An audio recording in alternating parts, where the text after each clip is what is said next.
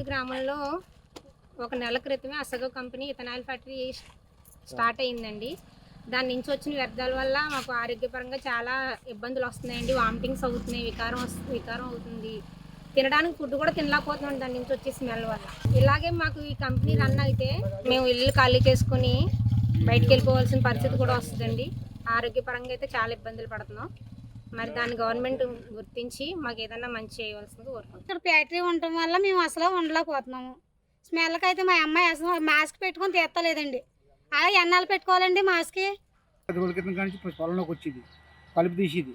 కానీ ఈ లోపల వాటర్ వదలగానే మా అమ్మగారికి ఆ వాసన పీల్చగానే తేడా వచ్చి డెంగ్యూ, టైఫాయిడ్, మలేరియా ఉందన్నారు.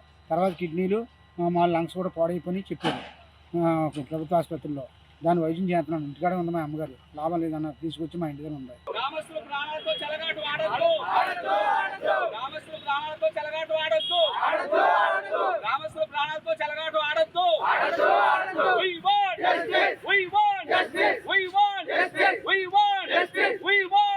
యాజమాన్యం వచ్చి సమాధానం చెప్పాలి.